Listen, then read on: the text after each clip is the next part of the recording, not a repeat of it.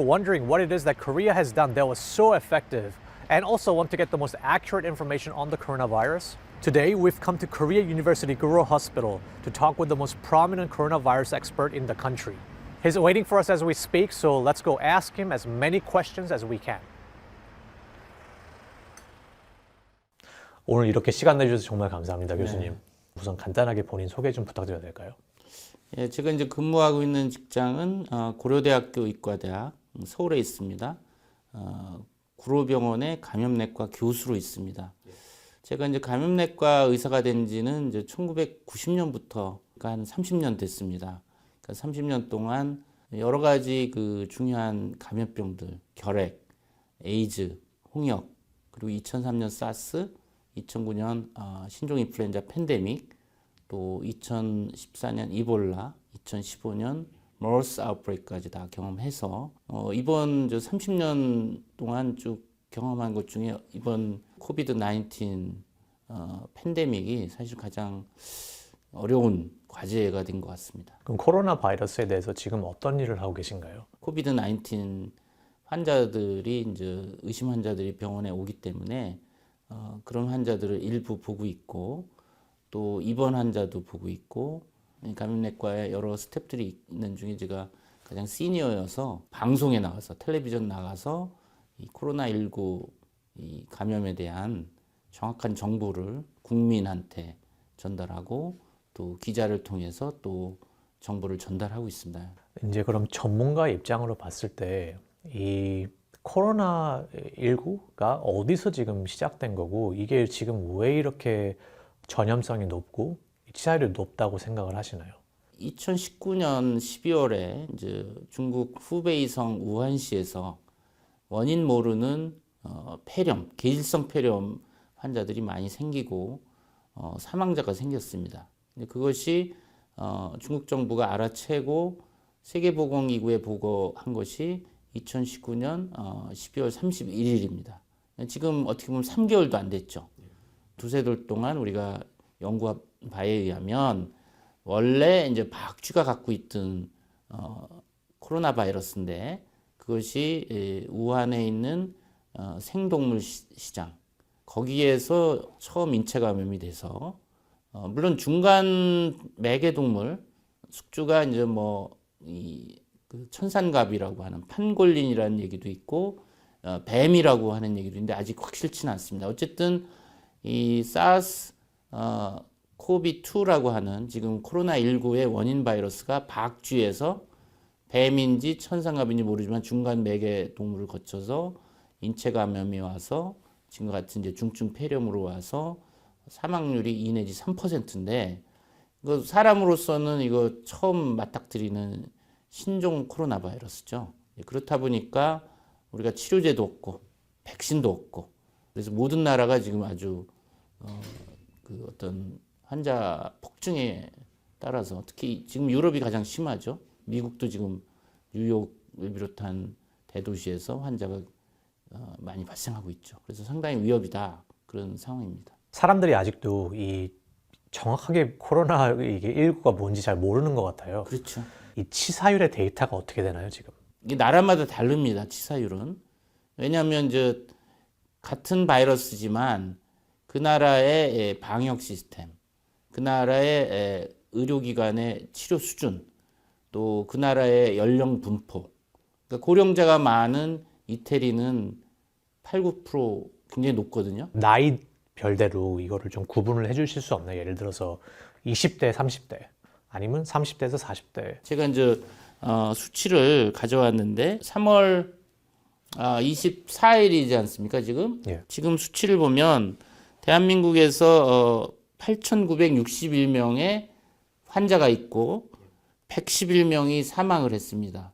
그리고 3,160명이 회복을 했어요. 한국에서는 검사를 많이 하다 보니까 전체 한 9,000명, 약 9,000명의 확진자 중에 20%가 무증상 환자예요. 예. 네, 그러다 보니까 전체적인 규모를 우리가 잘 알고 있죠. 어느 나라보다. 그래서 나이대별로 나눠보면 80대 이상이 11.6% 치사율입니다. 한국에서.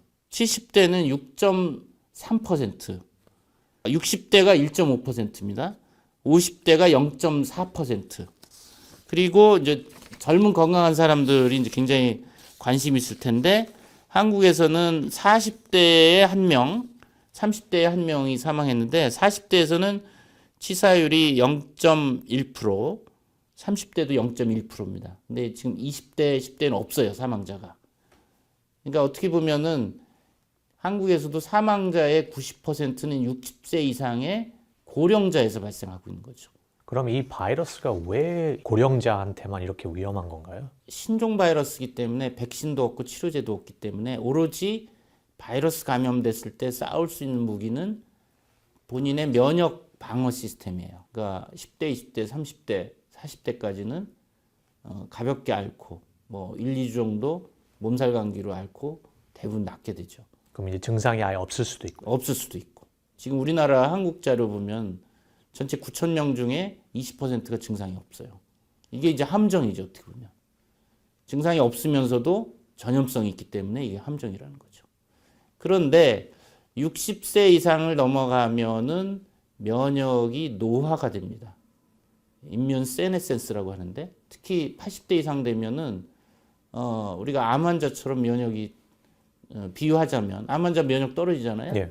그런 것처럼 80세 이상이 되면 급격하게 면역이 떨어집니다. 그러다 보니까 바이러스가 80대, 70대에 침투하면은 제대로 이겨내질 못하고 압도돼 가지고 바이러스가 폐렴이라든지 또 그 전신에 이제 염증을 일으켜서 이 고령자에서는 중증 질환으로 가고 또 위중한 크리티컬한 컨디션으로도 가고 사망 위험이 높은 거죠. 또는 만성 기저질환, 소위 이제 크로닉 메디컬 컨디션을 갖고 있는 분들인데 이분들은 뭐 60세 미만이라도 만약 심혈관 질환, 심장 혈관 질환이 있거나 만성 폐 질환이 있거나 당뇨병이 있거나 담배 많이 피는 사람들.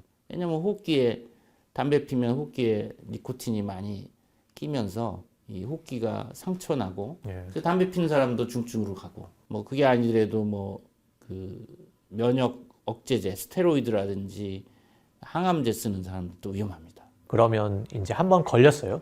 난 다음에 또 걸릴 수 있는 건가요? 네. 지금 그게 이제 굉장히 두려운 거죠.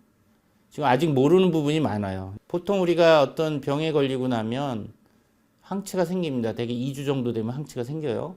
그 다음에 같은 병에 안 걸려요. 지금 코로나19의 경우는 코로나19를 걸리고 나서 회복을 해서 퇴원했어요. 근데 한 5일 내지 7일 뒤에 다시 증상이 나오고 바이러스가 또 나오는 그런 재발 사례들이 있거든요. 그런 경우들이 가끔 있습니다. 그러면 이 코로나19라는 게 어떻게 걸리는 거예요? 예를 들어서 사람들의 인식은 이게 내가 숨만 내쉬어도 걸린다. 아니면 이게 무슨 어떤 내 얼굴에 재채기를 해야지만 걸리는 거다. 되게 이제 크게 세 가지입니다. 이 주로 이게 호흡기로 바이러스가 들어와서 염증을 일으키면서 열이 나고 기침하고 호흡곤란 있고 이게 이제 주증상인데 예. 그러면 환자가 이제 기침 재채기를 하면 드랍 플래시라고 비말이라는 게 이렇게 나옵니다. 침 튀기는 거잖아요. 예, 침 튀는 건데 그 비말이라는 거는 그 침방울이 5마이크론보다 큰 거를 드랍플렛 비말이라고 합니다. 그 안에 수많은 바이러스가 포함되어 있죠. 침방울에. 그 환자로부터 나오는 침방울에. 근데 이제 5마이크론보다 크다 보니까 이게 기침 재채기를 하면 이게 포물선을 그리면서 1m 이내 아니면 멀면은 뭐 2m 이내에 떨어지죠. 그러면 눈이나 코나 입의 점막으로 바이러스가 침투하는 거예요. 눈으로도 들어갈 수가 그렇죠. 있는 거네요. 네, 점막으로. 소문에 뭐 쳐다만 봐도 걸린다라고 하는데 그건 잘못된 정보고. 아니면 그냥 공기로 이렇게 그 사람이 지나갔는데 네. 그 다음에 한참 있다가 지나가면 뭐 걸린다 약간. 그건 이제 공기는 좀 다른 거라 이제 다시 설명을 드릴 텐데 네. 가장 흔한 거는 이렇게 비말로 기침 재채기로 전파하는 게 하나고 두 번째는 그 콧물 재채기가 있으면 우리가 손으로 이렇게 비비잖아요. 알게 모르게 무의식적으로. 그럼 손에 콧물이 묻으면서 바이러스가 묻는단 말이에요. 예. 그럼 그걸로 제가 악수를 한다. 그러면 이제 악수를 통해서 접촉 전파가 되는 거죠. 이게 두 번째고 또 하나는 제가 이제 환자가 기침 재채기를 하면 그 비말이 이런 탁자라든지 또 아니면 손잡이라든지 컴퓨터 키보드라든지 이런 데 묻어요. 그러면 이 짧으면 수시간, 길면 3, 4일 그 이상 장기간 3, 4일 살아 있어요. 예. 예를 들어서 이런데 이제 누가 이렇게 만졌어요. 네. 그럼 이게 며칠 동안 가나요, 이게? 이런 탁자는 한 3일 정도 가죠. 종이나 이런 옷 같은 텍스타일에 바이러스가 묻으면 생존 기간이 좀 상당히 짧아요. 한 몇 시간이면 그러면? 뭐 종이 같은 경우는 하루 정도. 예. 예. 이게 달라요, 상당히 온도, 습도. 한국처럼 이렇게 겨울에는 온도가 뭐 5도, 습도는 한 30%. 이럴 때는 바이러스가 오래 간다는 거죠. 이 탁자 표면에서 뭐 5일, 7일까지도 갈 수가 있어요. 그 몇 시간 뒤에 이제 지나가는 사람이 손에 묻으면 손에 바이러스가 또 묻겠죠. 아직 살아 있으니까. 그걸로 눈, 코, 입을 또 만지면 감염이 되는. 결국에는 그럼 뭐 공기로 이렇게 숨만 들여 마신다고 뭐 전염되는 건 아니네요. 그렇죠. 그러니까 일반적으로 우리가 일상생활에서는 비말 전염과 접촉 전염과 간접 접촉 이 세 가지가 전파가 되는데 예.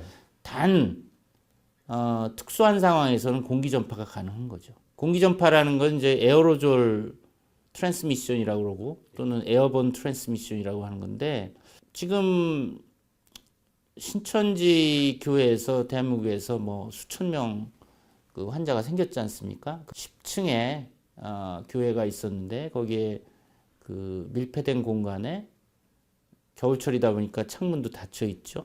거기 수백 명의 사람이 빽빽하게 1, 2m 내에 빽빽하게 앉아서 수시간 동안 예배도 보고 또 찬송도 하고 노래로 부르면 그 안에 환자가 있는 경우 비말이 많이 나올 거 아닙니까? 그렇죠. 우리가 그냥 대화를 할 때도 침이 조금씩 튀잖아요. 근데 뭐 노래 부르고 뭐 소리 지르고 하면 뭐 그 비말이 엄청 나올 거 아니에요. 그런 경우에는 이 비말이 5마이크론 이상 크기인데 그 안에는 중력이 작용하기보다는 수많은 사람이 소리 지르고 하니까 이 비말이 1, 2m 내에 이렇게 안 떨어져요. 공기 흐름이 수직이 아니라 수평으로도 가니까. 그러면 그 비말이 소리 지르면 1, 2m를 넘어서 이렇게 멀리 가면서 이게 마릅니다. 그러니까 5마이크론보다 작은 사이즈로 작아져요. 그게 이제 에어로졸인 거죠. 그런 경우는 중력의 영향보다는 가볍기 때문에 1, 2m를 넘어서 뭐 수미터 뛰어다녀요. 그러니까 1, 2m가 아닌 더 멀리 수미터 멀리 떨어져 있는 사람의 호흡으로 또 감염이 되는 거죠. 그게 이제 공기 감염인 거죠.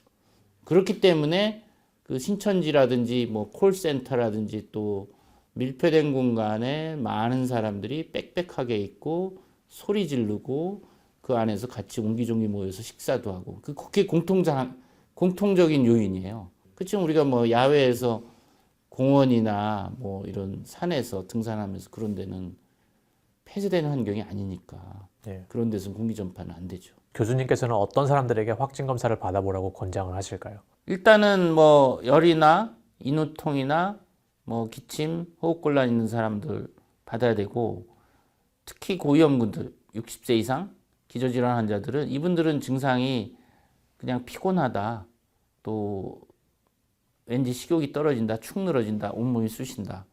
어떤 경우는 최근에 이제 뭐 우리 병원 연구진들도 확인한 건데 이 코로나19에 걸리면 약 30%에서는 냄새를 못 맡고 입맛도 못 느끼고 그러니까 그 미각이나 후각이 상실되는 거예요. 뭐 5일에서 10일 정도 그런 걸 느끼거든요. 한 30% 환자들이 이런 것도 아주 좀 독특한 증상인 것 같아요. 저도 테스트를 뭐 받고 싶다면 저는 뭐 제가 생각하기 건강하니까 뭐 못 받는 거죠. 아무 증세도 없으니까. 아니 본인 돈 내고 검사 받을 수 있죠. 17만 원. 근데 양성으로 나오면 돌려받아요. 또 의사가 예. 이 사람 필요합니다. 그러면 또 무료로 받을 수 있어요. 지금 우리나라 이제 대한민국이 코로나19 확진이 되면 치료 비용도 다 나라에서 대주지 않습니까? 상당히 이런 나라가 많지는 않죠. 그럼 눈으로 들어갈 수 있다고 하는데 이제 주변을 둘러봤을 때 모든 한국 사람들이 거의 마스크를 차고 있잖아요, 지금. 네. 그래서 오늘 저도 이렇게 제 마스크를 가지고 왔거든요. 네. 근데 이 마스크가 어차피 눈으로 들어가는데 이거를 써봤자 소용이 있는 건지 그럼. 안경 쓰고 계시잖아요. 전 안경도 도움이 되는 거예요. 아, 그럼요. 그러니까 왜 눈, 코, 입을 얘기하냐면 이 안에 점막이 있잖아요. 눈꺼풀 안쪽에, 그리고 이 안쪽에 점막이, 입안에도 점막이 있고, 이 피부로는 못 들어와요, 바이러스가. 그러니까 눈, 코, 입의 점막에, 호흡기 점막에는 바이러스가 붙는 리셉터가 있어요. ACE2 리셉터라고. 그게 붙어야지 바이러스가 들어가요. 피부에는 없어요. 피부는 이게 일종의 그 배리어예요. 방어막이라고. 그러니까 귀로는 안 들어가죠. 그러면 지금 이 마스크를 하는 게 얼마나 효과가 있나요? 마스크 효과 있죠. 있습니다. 예, 그럼요. 예. 그러니까 왜냐면 2003년 사스 때도 그랬고, 그러니까 홍콩에서 그 싱가포르, 캐나다, 대만, 중국에서 사스 때 의료진들이 많이 감염됐거든요. 처음에는 모르고서. 지금도 중국 우한에라든지 이태리도 의료진 많이 감염됐잖아요. 그때도 연구를 해보니까 마스크 쓰고 손 씻기 한 의료진이 안 한 의료진보다 감염률이 현저히 낮아요. 소위 서구 사회, 유럽이나 미국 이런 데는 일반인들 안 쓰잖아요. 예. 예, 전 그게 좀 이상하다고 보는데, 그렇게 이제 미국 서전 제너럴이 마스크 쓸 필요 없다. 또 WHO에서도 마스크를 일반 사람들한테 권고하지 않는다 그러니까 저는 그게 아니다. 그 트위터인가 어디 올린 거 보니까 그걸 잘 해석을 해야 돼. 보면 일반인들이 마스크를 그렇게 살려고 애를 쓰는데 그럴 필요 없다. 마스크는 의료진이 제일 필요하다. 의료진이 마스크가 없으면 더 위험해질 수가 있다. 환자를 진료를 못하니까. 그러니까 거기에 보면은 이 미국처럼 마스크가 부족한 상황에서 제일 우선순위는 의료진한테 가야 되는데, 그러니까 이제 그 공급이 모자르니까 그렇죠. 그래서 그렇게 얘기한 거지. 원래 쓰긴 써야 되는데 예. 제가 가지고 있는 게 이게 지금 KF94거든요. 그러니까 이게 저는 N95랑 예, 하고 비슷하다고 컴패터블한 보는데 거죠. KF94를 쓰는 건 N95를 쓰는 거나 마찬가지니까 예. 의료진한테 필요한 걸 일반인들이 쓰는 거예요. 근데 제가 보기에는 길거리에는 다 대부분 사람들이 요즘은 이제 KF94를 쓰고 있거든요. 어쨌든 결론은 이거를 쓰면은 확실히 보호가 되긴 하는 거네요. 그럼요. 예. 아니 왜 의료진들이 병원에서 마스크를 쓰겠어요? 예방이 되니까 쓰는 거지. 그리고 이미 사스나 메르스 때 다 입증이 됐다고요. 한국에서 사람들이 이렇게 마스크를 많이 쓰고 다니기 때문에 그만큼 감염이 좀 덜하다고 봐도 되는 거예요. 그럼요. 그러니까 WHO도 그 마스크에 대한 권고사항에 일반인들이 마스크 착용을 권고하지 않는다. 단 동양권에서는 문화적 차이로 마스크를 권고하기도 한다. 이렇게 돼 있는데 사실 그것도 좀 문제가 있죠. 왜냐하면 분명히 마스크가 예방 효과가 있는데 지금 중국이나 홍콩이나 일본이나 한국이나 다 아시아권은 마스크 쓰잖아요. 지금 많은 나라들이 유럽이나 미국 환자가 급작스럽게 늘어서 지금 난리잖아요. 한국은 그나마 지금 환자가 그렇게 많지 않은 이유 중에 하나가 이런 마스크 착용, 또 손 씻기 열심히 하는 거. 지금 한국을 되게 다 칭찬을 하고 있거든요. 네. 반응이 되게 빠르다. 네. 또 테스트 같은 것도 엄청나게 지금 한다. 근데 한국이 지금 테스트를 얼마나 많이 하고 있나요? 그러니까 하루에 15,000건을 실시를 해서 현재 지금 까지 이제 지금 33만 8천 건을 했어요. 3월 23일까지 33만 8천 건을 했어요. 근데 다른 나라는 지금 테스트를 못해서 지금 난리잖아요. 근데 왜 한국이 어떻게 이렇게 빨리 테스트를 거의 30만 건을 넘게 할 수 있었나요? 한국이 왜 이러냐면 2009년 신종 인플루엔자 팬데믹을 겪었고 또 2015년 5년 전에 머스 아웃브레이크를 겪어서 많은 국민들이 그 교육을 받았어요. 그 교훈을 얻었다고요. 그걸 겪으면서 손 씻기와 마스크 착용이 예방이 되는구나. 머스 아웃브레이크 때 그때 이미 우리는 진단 키트를 빨리 개발해서 사용하는 것이 중요하다라는 걸 알고 있었어요. 제가도 머스 아웃브레이크 때 그 국가적인 래피드 리스폰스 팀장으로 이제 그걸 직접 방역의 일선에 있었는데 그때도 제가 제일 중요한 거는 우리가 백신이나 치료제는 개발할 수 없어요, 초기에. 그렇지만 진단키트는 PCR이라고 하는 아주 우수한 분자진단 검사법이 있기 때문에 제일 먼저 강조한 것은 진단키트를 빨리 개발해서 널리 배포하는 것이다. 왜냐하면 환자가 열이 나고 기침하고 의심 왔는데 코로나19인지 아닌지를 알아야 예. 환자를 격리하고 치료하고 또 그 사람이 돌아다닌 그 동선을 따라서 접촉자를 또 찾아서 증상 있으면 검사하고 또 격리하고 이게 방역의 핵심이거든요. 그리고 이미 2015년을 기점으로 해서 정부에서도 이 분자진단 키트에 대한 리서치 앤 디벨롭 R&D 연구 개발에 많이 투자를 했어요. 또 중요한 거는 이 분자진단 회사들, 키트를 만드는 회사들이 이게 돈이 된다는 걸 아니까 투자를 하는 거예요. 그게 어떻게 보면 자본주의의 위력인데 경쟁 체제 하에서 이윤을 남긴다. 가장 동기부여가 강한 거죠. 그러면 지금 다른 나라들이 이렇게 반응하긴 좀 늦은 거네요. 어떻게 보면 이런 인프라가 그렇죠. 안 잡혀 있으니까. 예. 머스는 주로 사우디에서 2012년 이후에 중동에서 계속 일종의 풍토병처럼 계속 생기지만 중동 이해에서 이 머스 아웃브레이크를 크게 경험한 나라는 한국이 유일해요. 그때 186명이 감염돼서 38명이 사망을 했어요. 그러니까 한국은 어떻게 보면 그때 곤욕을 치렀지만 어려움을 겪었지만 그것이 약이 된 거죠, 지금은. 한국, 싱가포르, 대만, 홍콩이 공통적으로 잘하는 이유, 선방하고 있는 이유 중에 하나가 홍콩, 싱가포르, 대만도 2003년 사스 때 큰 곤욕을 치러서 이미 이런 코로나19 유행이 벌어지면 병원도 문제고 일반 시민들도 많이 희생된다는 걸 알고 있어서 이미 그런 경각심이 있는 거예요. 교훈이 있는 거죠. 그럼 현재 상황은 지금 어떤가요? 현재 수준에서는 세계 어느 나라보다 한국이 잘 컨트롤하고 있는 거죠. 예. 그렇지만 이것이 끝난 게 아니다. 아직도 위협이 있다. 지금 이제 문제가 되는 거는 유럽이나 북미, 그러니까 미국에서 그 한국 사람들과 외국인들이 들어오면서 감염돼서 들어오는 환자들이 늘고 있어요. 이제는 반대로. 예, 역유입. 예. 그래서 이제 인천공항에서 하루에 진단되는 그 코로나19 환자들이 상당히 많단 말이에요. 아, 그럼 지금 인천 공항에서도 이거를 지금 다 막고 있나요, 지금? 유럽에서 입국하는 모든 사람은 확진 검사를 해요. 3월 20일부터 유럽에서 입국하는 그 내외국인은 다 검사를 한단 말이죠.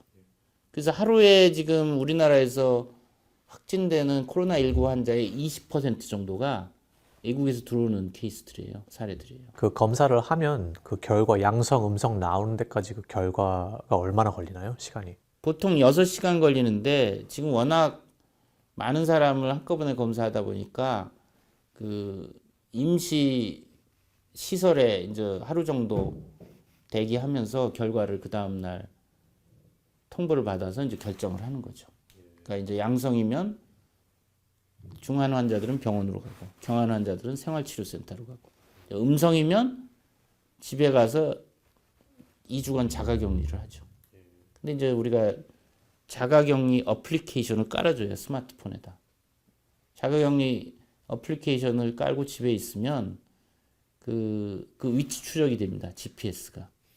벗어나면 이게 이제 그 경보음이 울려서 이제 벗어났다. 자가격리를 이탈했다. 그리고 증상을 앱의 어플리케이션에 하루에 2번 입력을 해야 돼요.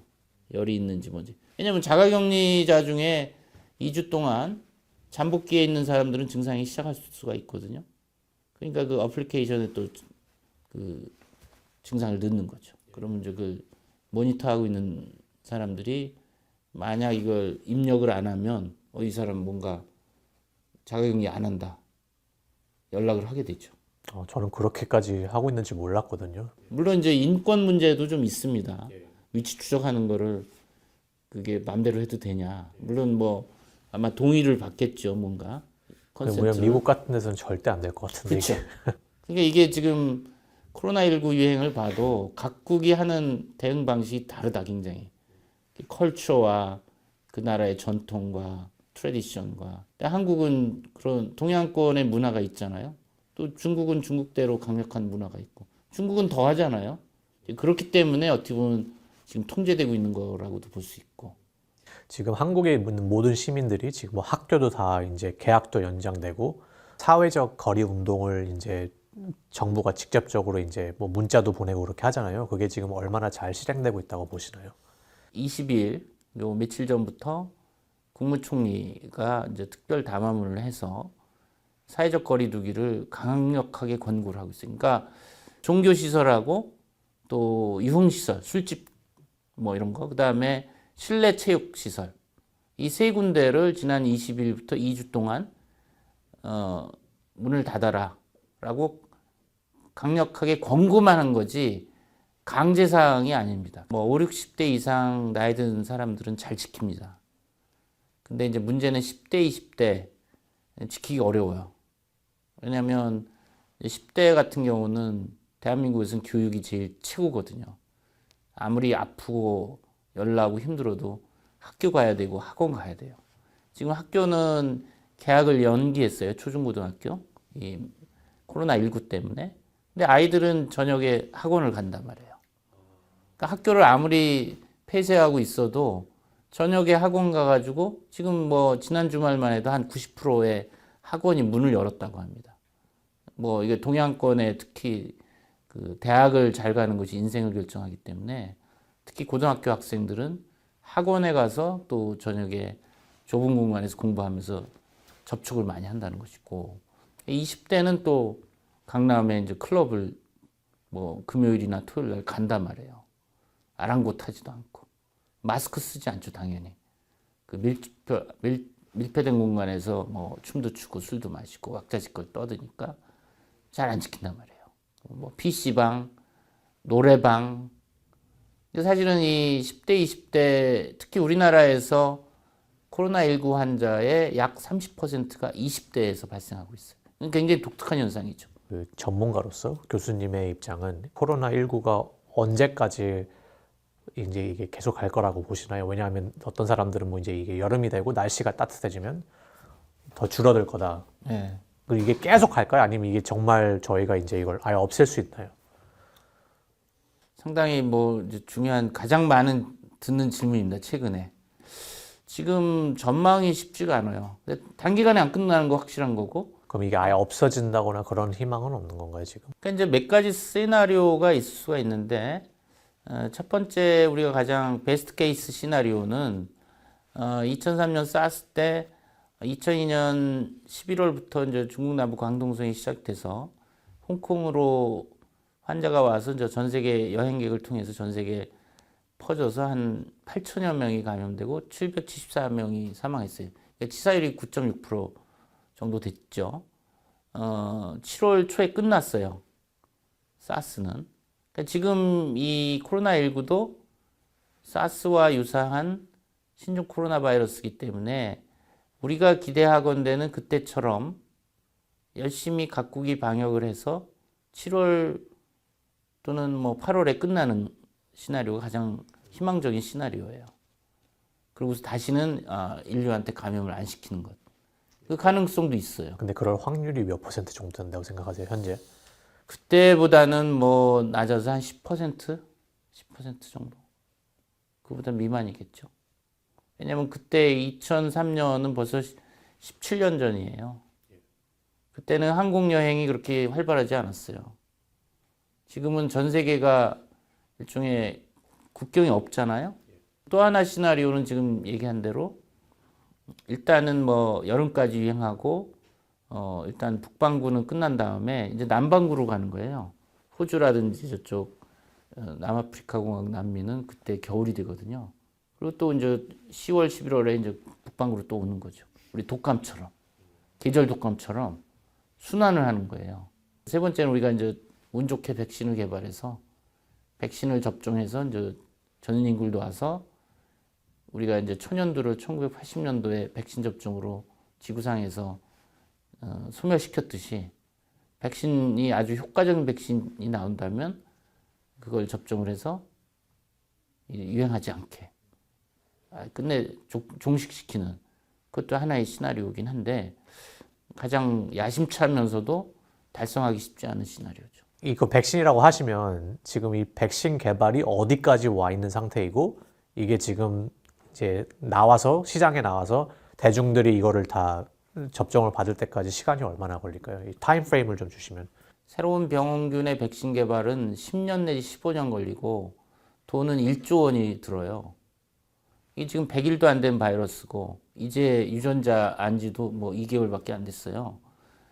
미국 알레르기 감염병 연구소의 이제 소장 안토니 파우치가 얘기를 했단 말이에요. 빠르면 모든 게 성공적으로 잘 진행이 된다면, 그러니까 우리가 백신 임상 시험을 건강한 성인 뭐를 일상부터 시작해서 쭉 3상까지 가는데 순조로이 되면 18개월이다. 그 모든 일이 순조로이 됐을 때 얘기거든요. 근데 만약 그 미국이나 중국이 백신 개발에 성공했다고 하더라도 다른 나라에 백신을 한 알이라도 줄까요? 미국 인구가 3억 2천인가요? 굉장히 많잖아요. 그거 단기간에 미국에서 자체 생산해서 그거 놓기도 불가능할 거예요. 결국 이제 우선순위를 누굴 먼저 놓을 거냐. 일반 사람들이 백신 접종을 할 수 있는 거는 시간이 엄청 많이 남은 거예요. 10대, 20대 건강한 사람들은 백신 맞을 수 없을 거예요. 현재 지금 백신 개발에 또 참여를 하고 계신가요, 지금? 저는 백신 개발에는 참여는 안 하고 있고, 현재 지금 치료제와 백신 두 가지가 있는데, 이제 백신은 어차피 시간 걸리고 당장에 우리가 쓸 수는 없어요. 이제 가장 빨리 이 치료제로 쓸 수 있는 것은 신약 재창출이라고, 드러그 리퍼포즈먼트라고. 비아그라라는 약은 보통은 이제 지금 발기부전 치료제로 알고 있지만 원래는 심장 질환 치료제로 개발하다가 부작용으로 이게 발기부전에 효과가 있다는 걸 알게 돼서 이제 발기부전 치료제로 비아그라를 쓰고 있거든요. 그런 거와 마찬가지로 기존의 다른 감염병으로 치료제로 이미 허가돼서 사용되고 있는 약을 코로나19라는 병의 적응증, 인디케이션으로 사용하는 것을 이제 신약 재창출이라고 그래요. 이것이 가장 빠른 길이에요. 그러니까 지금 에이즈 치료제 칼레트라, 말라리아 치료제 클로로퀸, 이것이 코로나19 바이러스에 이제 시험관에서 좀 효과가 있다라고 해서 그거를 지금 현재 쓰고는 있어요. 그 중환 환자들. 그런 식으로 지금 또 최근에 이제 렘데시비어라고 길리어드사에서 에볼라 치료제로 이제 개발했던 약인데 코로나19 치료제로 한번 써보자 하는 그런 지금 임상 시험도 하고 있는데 그런 것들이 이제 재원도 있어야 되고 인력도 있어야 되고 계획은 하고 있습니다. 두어 가지를 계획하고 있고 또 하나 이제 빠르게 갈 수 있는 것은 코로나19에 걸리고 회복한 사람들의 혈장, 컨발레센트 플라즈마라고 해서 이건 뭐 100년 전부터 쓰던 그 전략이에요. 코로나19에 걸리고 회복한 사람의 혈액에는 코로나19 바이러스를 중화시켜서 무력화할 수 있는 항체가 있거든요. 그래서 그거를 우리가 코로나19 걸려서 회복한 사람들한테 그 혈장을 좀 기증해달라. 그거를 코로나19의 중증 환자들, 위중한 환자들한테 투여하는 거죠. 그것도 이제 지금 뭐 저희들이 계획 중에 있긴 한데 모든 것이 지금 뭐 환자도 봐야죠. 여러 가지 일을 동시에 해야 되라는 어려움이 좀 있고 뭐 예산과 인력과 그런 것들이 지원이 돼야 되는데 뭐 현실적으로 그게 쉽지는 않은 것 같습니다. 교수님이랑 이런 모든 의료진들한테 가장 필요한 게 뭔가요, 지금 이 시점에서? 사실 뭐 의사들이야 기본적으로 환자 아픈 사람들을 치료하고 살린다라는 이제 책임감과 사명감이 있기 때문에 버티는 건데 사실은 지금 고민이 많죠. 현장에 의료진들도 벌써 2달이 넘으니까 상당히 피로감도 있고 이 일반인들이 느끼는 피로감 이상이죠. 이건 상당히 예, 환자를 보면서 내가 걸릴 수도 있다라는 거. 뭐 의사들한테 필요한 거는 사실 지금 휴식인데 휴식이 없죠. 휴식할 수가 없죠, 사실은. 일선에 이제 전쟁터에서 바이러스와 싸우는 병사인데 뭐 전쟁 중인데 어떻게 휴식이 있을 수 있나요? 그런 것이 어려운 것 같아요. 제가 지금 듣기로는 상황이 그렇게 긍정적인 것만 같지는 않은데 그러면 지금 이 상황에서 저희 뭐 20대, 30대 아니면 10대들 전 세계에 있는 20, 30대들에게 어떤 조언을 해주고 싶으신지. 그러니까 나는 뭐 걸려도 괜찮아. 나는 뭐 가볍게 앓고 지나가니까 뭔 걱정이야. 이렇게 할 수도 있지만 가족 중에 고위험군한테 퍼뜨리면 생명에 위협이 될 수 있다. 위독하게 할 수 있다. 이런 걸 생각을 하시면 20대들이 뭐 손씻기나 마스크 착용, 사회적 거리 두기를 철저히 지켜야 됩니다. 본인 건강도 지키고 가족 건강도 지키고 넓게는 사회나 국가의 그 유행을 막을 수 있는 그 개인 하나하나 개인이 그 방역에 기여를 하는 겁니다. 오늘 정말 바쁘신데도 이렇게 또 시간 내주셔서 다시 한번 감사드리고 그냥 인류를 위해서 이제 지금 아무리 위해서가 아니라 힘드시더라도 좀 더 인류를 이렇게 위해서가 아니라 그렇죠. 더 이렇게 더 애써주시면 저희로서는 정말 감사하겠습니다. 뭐 이렇게 예. 영광입니다. 이렇게 그 아시아나 뭐 전 세계에서 다 볼 거 아닙니까? 예, 그래서 한국에서의 그 이 코로나19에서 잘 대응한 점들을 다른 나라들이 좀 본받고 한국에서 잘 못한 부분은 또 본받지 말고 그건 좀 교정해서 잘 전략을 짜면 될 것 같아요. 그러니까 중요한 거는 이건 사이언스다. 겸손해야 돼. 자만하는 순간 우리는 당한다고. 그러니까 아마도 뭐 미국이나 유럽 국가들은 자만했을지도 몰라요. 마스크 별거 아니야. 이랬을지 몰라요. 근데 우리는 겸손해야 된다. 끝까지. 끝난 게 아니다. 끝날 때까지 끝난 게 아니다. 네. 그게 이제 제가 하고 싶은 말입니다.